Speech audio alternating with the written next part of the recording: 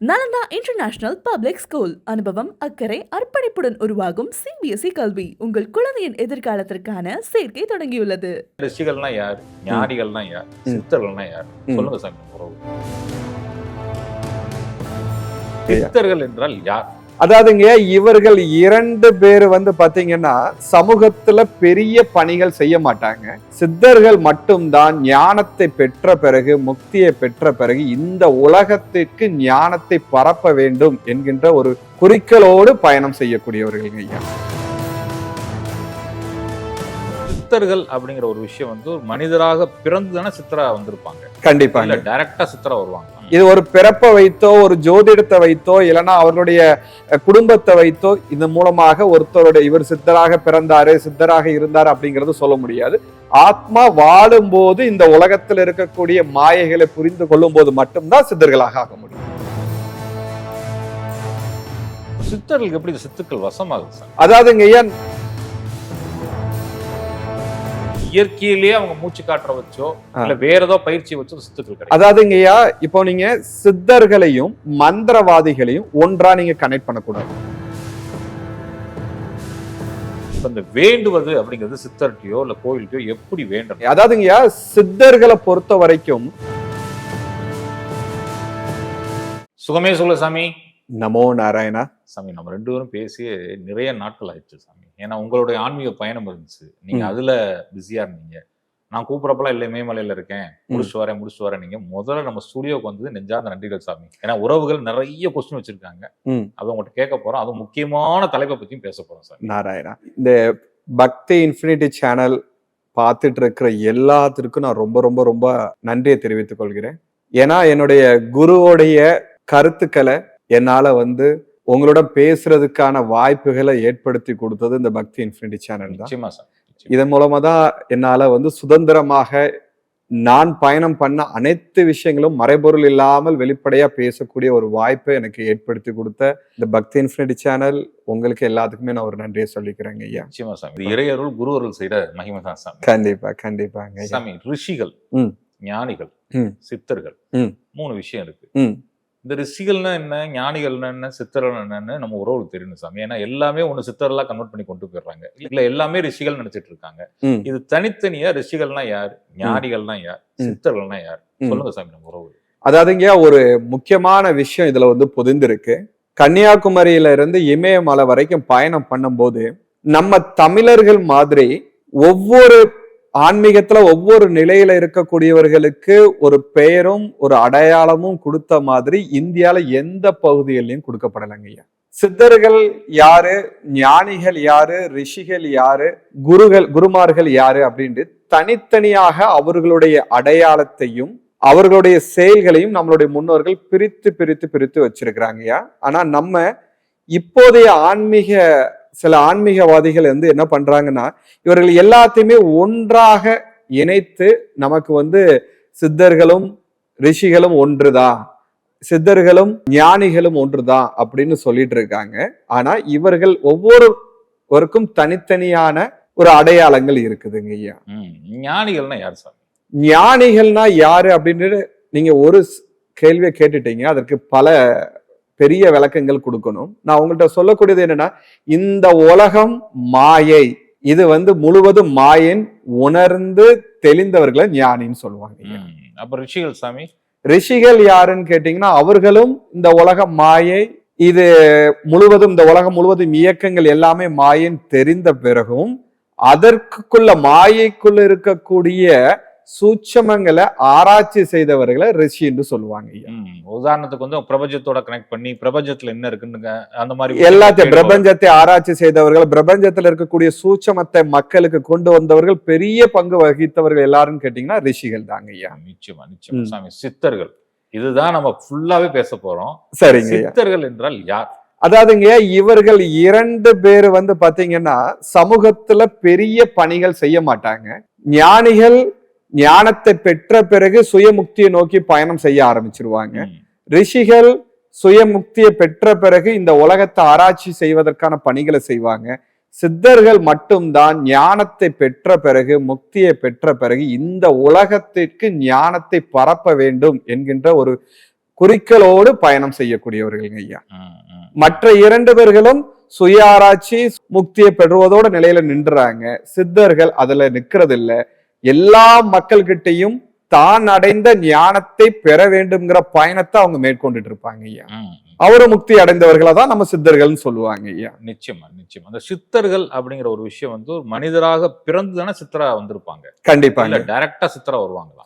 ஐயா. இப்போ பிறப்பால் சித்தர்கள் அப்படிங்கிறது கிடையாது, பிறப்பால் ஞானி என்பதும் கிடையாது. பிறப்பால் ஒருவர் வந்து சித்தர்களாகவோ ஞானிகளாகவோ இல்லைன்னா ரிஷிகளாகவோ வர முடியாது. ஆனால் ஆத்ம பக்குவத்தை, அதாவது எந்த ஆத்மா இந்த உலகத்திலிருந்து விடுபட்டு தன்னுடைய பயணத்தை முடிக்கணும்னு நினைக்குதோ அவர்களால் மட்டும்தான் சித்தர்களாக ஆக முடியும். இது ஒரு பிறப்பை வைத்தோ ஒரு ஜோதிடத்தை வைத்தோ இல்லைன்னா அவர்களுடைய குடும்பத்தை வைத்தோ இதன் மூலமாக ஒருத்தருடைய இவர் சித்தராக பிறந்தாரு சித்தராக இருந்தாரு அப்படிங்கறது சொல்ல முடியாது. ஆத்மா வாழும் போது இந்த உலகத்தில் இருக்கக்கூடிய மாயைகளை புரிந்து கொள்ளும் போது மட்டும்தான் சித்தர்களாக ஆக முடியும். நிச்சயமா. ஏன் இந்த கேள்வியை கேட்கிறேன்னா, அகத்தியர் அப்படின்னு பார்த்தா பல நூற்றாண்டுகளுக்கு அப்புறம் ஒரு அகத்தியர் இருக்காரு, அதுக்கப்புறம் ஒரு அகத்தியர் இருக்காரு, அதுக்கப்புறம் ஒரு அகத்தியர் பெருமாள் இருக்காரு. இந்த மாதிரி தொடர்ச்சியா வர்றாங்கல்ல, இது எப்படி வர்றாங்க? ஒரு அகத்தியர் தான் அப்படி வருவாரா, இல்ல ஒவ்வொரு யுகத்துக்கும் ஒரு அகத்தியர் மாதிரி ஒருத்தர்? அதாவதுங்க இப்போ சித்தர்களுடைய செயல்கள்னு ஒண்ணு இருக்கு. சில சித்தர்கள் வந்து என்ன பண்றாங்க, மருத்துவம் சம்பந்தமான ஆராய்ச்சிகளை மேற்கொண்டு மக்களிடம் கொண்டு போறாங்க. சில சித்தர்கள் என்ன பண்றாங்க, மருத்துவத்தை தாண்டி யோக முறைகள்ல இருக்கக்கூடிய சூட்சமங்களை மக்களிடம் கொண்டு போறாங்க. இப்படி ஒவ்வொருத்தவர்கள் ஒவ்வொரு ஆராய்ச்சிகளை மேற்கொண்டு மக்களிடம் பிரச்சாரம் பண்றாங்க. இப்படி பிரச்சாரம் பண்ணக்கூடிய சித்தர்களை ஒவ்வொரு சித்தர்கள் ஒவ்வொரு கேட்டகரியில், இப்ப நீங்க அகத்தியரை எடுத்துக்கிட்டீங்கன்னா அவர் நிறைய மூலிகைகள் சம்பந்தமான ஆராய்ச்சிகளை அவர் மேற்கொண்டு மக்களிடம் பிரச்சாரம் பண்ணதுனால வரக்கூடிய அடுத்த சித்தர் அதே மருத்துவத்தை ஆராய்ச்சி பண்ணா அவருக்கு அகத்தியர்ங்கிற ஒரு ஸ்தானத்தை கொடுக்கப்பட்டு அவர்கள் பயணம் பண்ணிக்கிட்டே இருக்கிறாங்க. சோ ஒரே சித்தர் மீண்டும் மீண்டும் பிறந்து அந்த பயணத்தை மேற்கொள்ள மாட்டார். ஏன்னா ஒரு முறை முக்தியை பெற்ற பிறகு அவர்களுடைய சரீரத்தில் இருக்கும் போதே அவர்களுடைய கடமைகளை முடித்து கொண்டு அவர்கள் மீண்டும் பிறவாத நிலைக்கு தான் போவாங்களே தவிர மீண்டும் அதே சித்தர் மீண்டும் பிறப்பாரு அப்படிங்கிறது கிடையாதுங்க ஐயா. நிச்சயமா நிச்சயமா. அந்த சித்தர்கள் அப்படின்றப்ப சித்துக்கள் அப்படின்ற விஷயத்தை தவிர்க்க முடியாது. கண்டிப்பாங்க. அதுல அனிமா சொல்றாங்க, மகிமா சொல்றாங்க, லகிமா சொல்றாங்க, இந்த மாதிரி நிறைய சித்துக்கள் சொல்றாங்க. அந்த சித்தர்களுக்கும் சித்துக்களுக்கும் உள்ள தொடர்பு கண்டிப்பாங்க. ஏன்னா தமிழ்நாட்டுல அதாவது என்னன்னா சித்தர்களை பத்திய மக்கள் இன்றும் சுவாரஸ்யமாக சித்தர்களை தேடுவதற்கு பெருவாரியான காரணமா இருக்கிறது சித்துக்கள் தாங்க. சித்துக்கள் இல்லாத சித்தர்களை மனுஷன் தேடவே இல்லை. சித்துக்கள் இருக்கிறதுனாலதான் மனிதன் அதற்கு பின்னாடி அதிகமாக போறான். அந்த சித்தர்கள் வந்து மக்களுக்காக இல்லைன்னா மக்களை வந்து அந்த ஆன்மீக பாதைகளை அழைச்சிட்டு போகணுங்கிறதுக்காக அவர்களுக்கு ஒரு நம்பிக்கையை ஊட்டுவதற்காகத்தான் சித்துக்களை பயன்படுத்துறாங்க. என்னன்னா மனிதன்ட்ட இந்த உலகம் மாயை, இந்த உலகம் வந்து நிரந்தரமற்றது, நீ சொல்லக்கூடிய இன்பங்கள்லாம் நிரந்தரமற்றது அப்படின்னு சொல்லிட்டு வியாக்கியானம் பண்ணிட்டு இருக்கும்போது எந்த மனிதனும் திரும்பி பார்க்க மாட்டான். இந்த ஆளா ஒரே மாயன்னு சொல்லிட்டு இருக்காரு, பெண் இன்பம் மாயங்கிறாரு, பதவி மாயங்கிறது, இதெல்லாம் சொல்லிட்டு இருக்காருன்னா யாரும் எட்டி பார்க்க மாட்டான். அதே சித்தர் ஒரு 4 மேஜிக்கை பண்ணா உடனடியா எல்லாம் எட்டி பார்ப்போம். 4 சித்துக்களை பண்ணா எட்டி பார்ப்போம். அப்ப அந்த சித்துக்கள் மூலமாக தன் பக்கம் மக்களை திருப்பி ஞான பாதையில் அழைத்துட்டு போகிறதுக்காகத்தான் சித்தர்கள் தன்னுடைய சித்துக்களை பயன்படுத்துறாங்க. நிச்சயமா. சித்தர்களுக்கு எப்படி சித்துக்கள் வசமாகுது சார்? அதாவதுங்க ஐயா, நமது உடம்புல 6 சக்கரங்கள் சூட்சமமாக இருக்கு. 7வது சக்கரம் சகஸ்ரத்துக்கு மேல இருக்கக்கூடிய ஆகாய தாமரை வந்து அதிசூட்சமமா இருக்கு. எந்த மனிதன் தன்னுடைய உடம்புல இருக்கக்கூடிய சக்கரத்தை விழிப்பு நிலைப்படுத்த ஆரம்பிக்கிறானோ அவன் ஒவ்வொரு கட்டமாக மூலாதாரத்திலிருந்து சுவாதிஷ்டானத்திலிருந்து மணிப்பூரகம், அநாகதம், விசுத்தி, அங்கா, இப்படி ஒவ்வொரு சக்கரங்கள்ல அவனுடைய சக்திகள் பயணம் பண்ணும்போது, மூலாதார சக்தி பயணம் பண்ணும்போது அவனுக்கு பலவித சித்துக்கள் தானா வந்து தேடி வருங்க ஐயா. அவனுடைய இதய சக்கரத்துல அவனுடைய மூலாதார சக்கர சக்தி வந்து குடியிருக்கும் போது எதிர்த்தாப்புல இருக்கக்கூடிய மனதுல என்ன சிந்திக்கிறாங்களோ அந்த சிந்தனை அவனால கேட்க முடியும். அந்த சக்தி அவர்களுக்கு கிடைக்க ஆரம்பிக்குது. இப்படி ஒவ்வொரு கட்டமாக அவங்க உடம்புல இருக்கக்கூடிய சக்கரங்கள் விழிப்பு அடைய அடைய அடைய அவர்களுக்கு பல சித்துகள் அவங்களுக்கு கிடைக்குது. அந்த சித்துக்கள் எல்லாம் தியாகம் பண்ணிட்டு அவர்கள் வந்து பிரம்மத்தை தரிசனம் பண்றதுக்கும் கடவுளை தரிசனம் பண்ணுவதற்காகவும் பயணம் பண்றாங்க. நிச்சயமா நிச்சயமா. அந்த சித்துக்கள் அவங்க பாக்குறப்ப அந்த கவர்ச்சியில அவங்க லைச்சிட மாட்டாங்க. இது ஒரு சாதாரண விஷயம் அப்படின்னு பயணப்பட்டுக்கிட்டே இருப்பாங்க இல்லையா சாமி? அதாவதுங்க, எந்த மனிதன் தன்னுடைய பயணம், இப்போ நீங்க வந்து பயணம் பண்ண போறீங்க, நீங்க ஒரு ஒரு ஒரு ஒரு ஊருக்கு போகணும்னு முடிவு பண்ணிருக்கீங்க. அந்த ஊருக்கு நீங்க போகணும்னா உங்களுடைய நினைவு என்னவா இருக்கணும், அந்த ஊருக்கு போய் சேரணும்னு இருக்கணும். இப்ப இடப்பட்டத்துல ஒரு ஒரு சர்க்கஸ் போட்டிருக்கிறாங்க, நீங்க அதுல கொஞ்சம் வேடிக்கை பார்த்துட்டு இருந்தீங்கன்னா என்ன ஆகும், நீங்க போக வேண்டிய பயணத்தை நீங்க போக முடியாம போயிடும். அதே போலத்தான் நாம் நமது உடம்புக்குள் இருக்கக்கூடிய மூலாதார சக்கரத்தை விழிப்படைய ஆரம்பிக்க போகும்போது நமக்கு நிறைய வேடிக்கைகள் காமிப்பதற்காக நமக்கு வாழ்க்கையில நிறைய மாற்றங்கள் ஏற்படும், நிறைய சித்துகள் கிடைக்க ஆரம்பிக்கும். எந்த மனிதன் அந்த சித்துக்கள் பின்னாடி போகணும்னா அவன் அடைய வேண்டிய ஊருக்கு போய் சேர முடியாது. அப்ப அவன் அடைய வேண்டிய ஊருக்கு போகணும்னு தயாரா இருக்கிறவனுக்கு சித்துக்கள் ஒரு மாயையா தான் தெரியுமே தவிர அவன் அதை கடந்து அவன் பிரம்மத்தை போவான். யாரு சித்துகளுக்குள்ள சுழல்ல மாட்டுறாங்களோ அவர்கள் மீண்டும் இந்த உலகத்துல சஞ்சாரம் பண்ணிட்டு இருப்பாங்க. நிச்சயமா. அதுல ஒரு சில படங்கள் இப்ப அந்த மாதிரி படங்கள் வர்றதில்ல. பழைய படங்கள் எடுத்தோம்னா அவர் காளியை உபாசனை பண்ணிட்டே இருப்பாரு, டக்குன்னு அவருக்கு ஒரு சித்து கிடைச்சிரும். இல்ல வேற ஏதோ ஒரு தெய்வத்தை உபாசனை பண்ணிட்டு இருப்பாரு, டக்குன்னு ஒரு சித்து கிடைச்சிரும். அந்த மாதிரிதான் சித்துக்கள் கிடைக்குமா, இல்ல இயற்கையிலேயே அவங்க மூச்சு காட்டுற வச்சோ இல்ல வேற ஏதோ பயிற்சி வச்சோ சித்துக்கள் கிடைக்கும்? அதாவதுங்கய்யா, இப்போ நீங்க சித்தர்களையும் மந்திரவாதிகளையும் ஒன்றா நீங்க கனெக்ட் பண்ணக்கூடாது.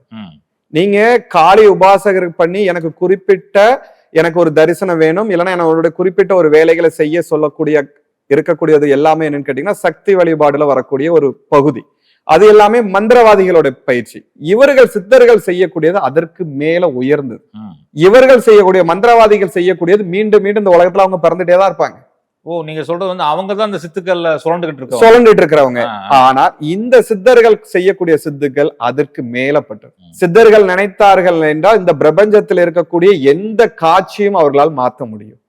இந்த பிரபஞ்சத்தை விட்டு பல கிரகங்களுக்கு அவர்களால் பயணம் பண்ண முடியும். இந்த மந்திரவாதி சித்துக்கள் எல்லாம் அது பண்ண முடியாதுங்க. ஏன்னா மந்திரவாதிக சித்துக்கள் அவர்களுக்கு முன்னாடி ஒண்ணுமே இல்லை. சித்தர்கள் செய்யக்கூடியது அவ்வளவு உயர்ந்த விஷயங்கள். அவர்களுக்கு யூனிவர்ஸ் டு யூனிவர்ஸ் அவங்களுக்கு பல பயணங்களை அவர்களால மேற்கொள்ள முடியும். மந்திரவாதிகள் எல்லாம் அது பண்ண முடியாது. அப்போ இவர்கள் நீங்க சொன்ன அந்த மந்திரவாதிகள் இந்த காளி உபாசனை கிடைக்கக்கூடியது இந்த மாதிரி விஷயங்கள் எல்லாமே அல்ப சித்துக்கள். சித்தர்கள் செய்யக்கூடிய சித்துக்கள் எல்லாமே உயர்ந்த சித்துக்கள். அதன் மூலமாக நீங்க இந்த உலகத்துல இருக்கக்கூடிய எந்த பிரபஞ்சத்துக்கும் பயணம் பண்ண முடியும். எந்த உருவங்களையும் அவர்களால் எடுக்க முடியும். எந்த பரிணாம நிலைக்கு அவர்களால் செல்ல முடியும். இப்போ உங்களை மாதிரி அவர்களால் ஒரு உருவத்தை எடுக்க முடியும், ஒரு பூனை மாதிரி ஒரு உருவத்தை எடுக்க முடியும், ஒரு யானை மாதிரி ஒரு உருவத்தை எடுக்க முடியும். அப்போ அவர்கள் இந்த பிரபஞ்சத்தின் மூல கர்த்தாவுடைய ஆசீர்வாதத்தை பெற்றதுனால அவர்கள் நினைத்ததே அவர்கள் செய்ய முடியும். மந்திரவாதிகளோடு அவரை ஒப்பிடக்கூடாதுங்க. இந்த சித்தர்கள் நம்ம பேசிட்டு இருக்க இந்த நேரத்துல சித்தர்கள் அப்படிங்கறத உருவப்படுத்தி நீங்க எந்த உருவம்னா எடுத்துக்கலாம்னு சொல்லிட்டீங்க. அவங்க நினைச்சா, நான் சொல்றது பயணித்த காலத்துல அவங்க நினைச்சா தன்னை சுருக்கிக் கொள்வதும் தன்னை காத்து மாதிரி லகுவா வச்சுக்கக்கூடிய சக்திகளும் அதெல்லாம் வந்துச்சுன்னு சொல்றாங்க சாமி. அது சித்தர்கள் மட்டும்தான் வரும்போது சாதாரண மனிதர் கூட அந்த மாதிரி பயணப்படலாம். சாதாரண மனிதர்களால அது பண்ண முடியாதுங்க. ஏன்னா சாதாரண மனிதர்கள் அந்த பயிற்சி அவங்க மேற்கொள்வது கிடையாது. அவர்களால அந்த நிலையை தொட முடியாது. சித்தர்கள் தன்னுடைய உடம்ப ஒளி உடம்பாக மாத்தக்கூடிய ஆற்றல் அவங்கள்ட்ட இருக்கு. அப்படி ஒளி உடம்பாக மாத்தக்கூடிய சித்தர்களால அவர்களால் இந்த உலகத்துல எதையும் செய்ய முடியும். அவர்கள் உடலை குறுகி காமிக்க முடியும், பிரபஞ்சம் முழுவதும் வியாபத்து இருக்கிற மாதிரி காமிக்க முடியும். அவர்கள் காற்றில் பறக்கக்கூடிய ஆற்றல் அவர்களுக்கு கிடைக்கும். ஏன்னா அவங்களுடைய உடம்பு ஒளி உடம்பாக மாற்றப்பட்டதுனால இந்த இயற்கைக்கு தாண்டி அவர்கள் இருக்கிறாங்க. அந்த பரிணாமத்துக்கு அவர்கள் போனதுனால இந்த நாம் நினைத்திட்டு இருக்கக்கூடிய இந்த பிரகிருதியான இந்த உலகத்துல இருக்கக்கூடிய அற்ப விஷயங்களோட அவங்க ஒப்பிட முடியாது. அந்த அற்ப பொருள் கூட பயிற்சியோட ஒப்பிட முடியாதுங்க ஐயா. இப்ப நம்ம உறவுகள் என்ன பண்ணுவாங்கன்னா, கோயிலுக்கு போறப்ப ஒரு வேண்டுதல் வைப்பாங்க. டக்குன்னு ஒருத்தர் இந்த சித்தர்கிட்ட போனா அந்த வேண்டுதல் நடக்கும்னு சொன்னா சித்தர்கிட்ட போனதும் அதே மாதிரி வேண்டுதல் வைப்பாங்க. இப்ப இந்த வேண்டுவது அப்படிங்கிறது சித்தர்கிட்டயோ இல்ல கோயில்கிட்டயோ எப்படி வேண்டணும்? கண்டிப்பாங்க. அதாவதுங்கய்யா, சித்தர்களை பொறுத்த வரைக்கும் ஒரு விஷயத்த ரொம்ப புரிந்து கொள்ளணுங்க ஐயா. சித்தர்கள் இந்த உலக இன்பங்களை விடுதலை அடைந்த ஆத்மா. அவர்கள் இந்த உலகத்தில் இருக்கக்கூடிய எல்லாத்தையும் இருந்து விலகி, இந்த இன்பங்கள்ல இருந்து விலகி சுய பிரம்மத்தை தரிசனம் பண்ணவர்கள் தான் சித்தர்கள். அப்படி சுய பிரம்மத்தை தரிசனம் பண்ண சித்தர்கள் கிட்ட அவர்களுக்கு பிடித்த ஒரு கோரிக்கையை நம்ம வைக்கும் போது கண்டிப்பாக அவர்கள் நமக்காக செயல்படுவாங்க. இப்ப உதாரணத்துக்கு நீங்க சித்தர்கள்ட்ட போயிட்டு எனக்கு பண பிரச்சனை இருக்கு, எனக்கு அதுக்கு ஒரு தீர்வு கொடுங்க அப்படின்னா சித்தர்களுக்கு அதுல ஈடுபாடு இருக்காது. ஏன்னா சித்தர்களுக்கு அதுல இருந்து விடுபட்டு பிரம்மத்தை உணர்ந்தவர்கள். எந்த ஆத்மா இந்த பொருள் இன்பத்தில் இருந்து விடுபட்டு ஞானத்தை வேண்டுகிறார்களோ அவர்களுக்கு சித்தர்கள் கண்டிப்பாக உதவி செய்வாங்க ஐயா. அப்ப வேண்டும் போது எனக்கு ஞானத்தை கொடுன்னு சொல்லி கேட்கணும். ஞானத்தை தான் கேட்கணும். கோயில்ல அதே வேண்டுதல் தான் வைக்கணும் இல்லையா ஐயா? நம்ம இங்கே சித்தர்கள்ட்ட அவர்கள் பயணம் செய்து அவர்கள் அடைந்த பாதை எனக்கு காட்டுன்னு நம்ம வேண்டும். அவர்கள் எப்படிலாம் பயணம், ஏன்னா அவங்க சித்தர்களாக இருந்தாலும் உங்களே மாதிரி என்னை மாதிரி ஒரு மனிதரா தான் இருந்திருக்கிறாங்க. அவர்கள் வாழ்க்கையில ஏற்பட்ட துன்பங்களும் இன்பங்களும் பார்த்து பார்த்து புளிப்படைந்து இது போயிச்சின்னு சொல்லிட்டு அதுல இருந்து விடுதலை அடைந்துதான் அவங்களுடைய ஆன்மீக பாதையை துவங்கி அவர்கள் சித்தர் நிலைகள் அடைஞ்சிருக்காங்க. அப்படி இருக்கக்கூடிய சித்தர்கள்ட்ட நானும் அந்த பாதையை தொடும் போகும்போது, நானும் ஆன்மீக பாதையை பயணம் பண்ணும்போது எனக்கு வழிகாட்டுதலாக நீங்க வாங்க அப்படின்னு சொல்லிட்டு அவங்கள்ட்ட கோரிக்கை வைக்கிறோம். இது வேற பயணம். இறைவன்கிட்ட வணங்கக்கூடிய பயணம்ங்கிறது வேறு. அவர்கள்ட்ட போகும்போது நான் இந்த இல்லற வாழ்க்கையில இருக்கேன், எனக்கு கஷ்டம் இருக்கு, துன்பம் இருக்கு, நான் பணம் எனக்கு உணவுக்கு வழி இல்லை, எனக்கு வீடு மழை ஒழுது, வீடுக்கான இந்த கோரிக்கை வைக்கிறதுங்கிறது வேறங்க. நம்ம கோவில்ல போயிட்டு இறைவன்கிட்ட வைக்கக்கூடிய கோரிக்கைக்கும் சித்தர்கள்ட்ட வைக்கக்கூடிய கோரிக்கைகளுக்கும் ரெண்டுக்கும் வித்தியாசம் இருக்குங்க. நிச்சயமா நீங்க நிறைய பயணம் போறீங்க, மேமலைக்கு போறீங்க, கேதார்நாத் போறீங்க, பத்ரிநாத் போறீங்க, இந்த மாதிரி நிறைய பயணங்கள் போறீங்க. நாங்க இங்க ஒரு வீடியோ பாக்குறோம், டக்குன்னு பார்த்தா ஐஸ் கட்டி, வீடியோவா இல்லையான்னு கூட தெரியல. நம்ம ஐஸ் கட்டியில ஒரு சித்தர் உட்காந்துருக்க மாதிரியும், அதுக்கப்புறம் அந்த ஐஸ் கட்டி உடனே சித்தர் வெளியே வர மாதிரியும், ஐஸ் மலையில அவங்க உட்காந்துருக்க மாதிரியும் பாக்குறோம். இந்த மாதிரி சித்தர்கள்லாம் இருக்காங்களா? நீங்க பாத்துருக்கீங்களா? அதாவதுங்க ஐயா, ஒரு விஷயம் நீங்க புரிந்து கொள்ளணும். தமிழ்நாட்டுல மட்டும்தான் சித்தர்கள் இருக்கிறாங்க அப்படிங்கிறது கிடையாது. இந்த பூமி முழுவதும் சித்தர்கள் இருக்காங்க. நீங்க கன்னியாகுமரியில இருந்து இமயமலை வரைக்கும் மட்டும்தான் சித்தர்கள் இருப்பாங்க.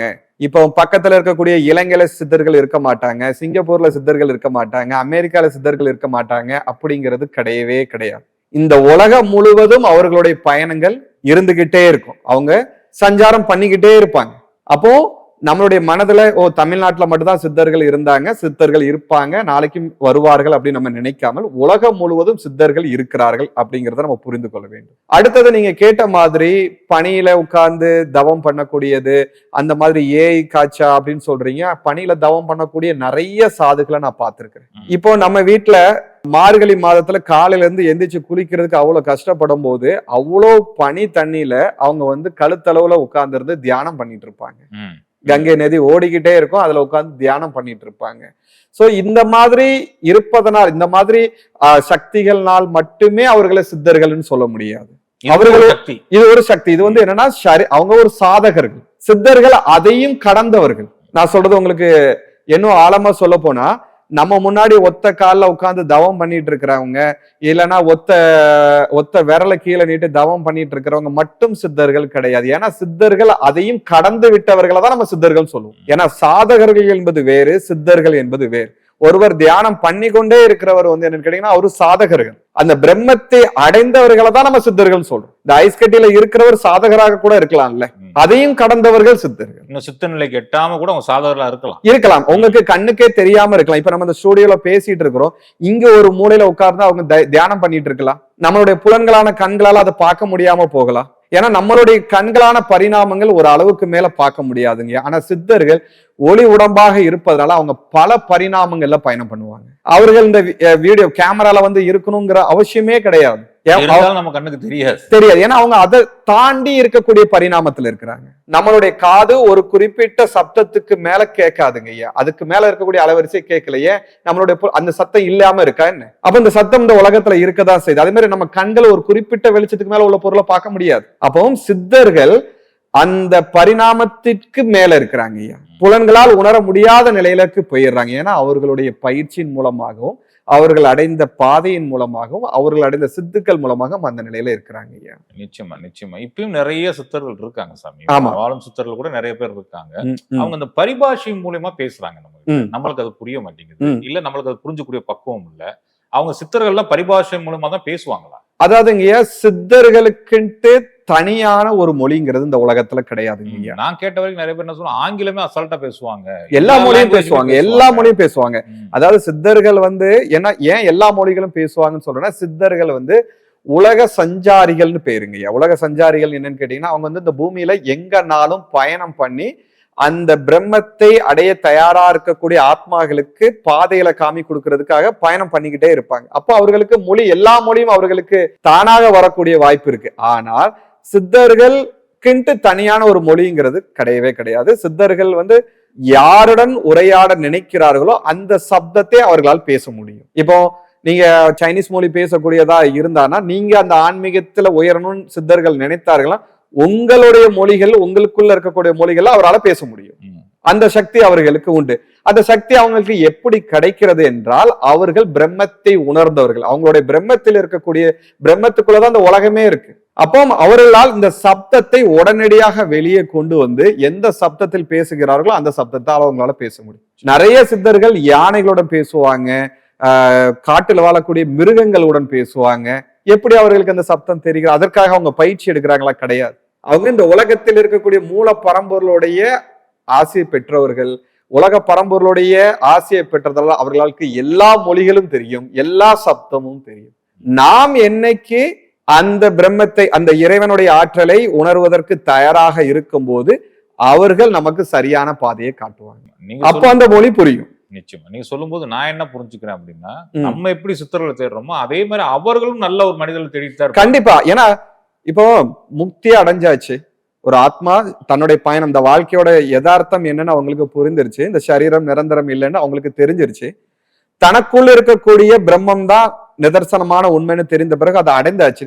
பிறகு அவர்களுக்கு என்ன வேலை? அப்போ தான் அடைந்த அந்த பிரம்மத்தை யாரு அந்த பிரம்மத்தை அடைய தயாராக இருக்கிறார்களோ அவர்களுக்கு வழிகாட்டுவது அவங்களுடைய வேலை. நீங்க ஆரம்பத்துல சொன்ன மாதிரி நாம் அவர்களை தேடுவது போல அவர்கள் நம்மளை தேடுகிறார்களா என்றால் உண்மையாக தேடுகிறார்கள். அது எப்படி தேடுறாங்கன்னா, நீங்க அந்த பிரம்மத்தை அடைய தயாராக இருக்கும் போது அவர்கள் உங்களை தேடுறாங்க, அவர்கள் உங்களை தேடிட்டு இருக்கிறாங்க, நீங்க அவங்கள தேடுறீங்க. நிச்சயம் அந்த பிரம்மத்தை அடைய தயாரா இருக்கும் போது சொல்றீங்களா, அது சில குவாலிட்டிஸ் இருக்கும். கண்டிப்பா. என்ன குவாலிட்டிஸ் இருக்கும்? அதாவதுங்க ஐயா,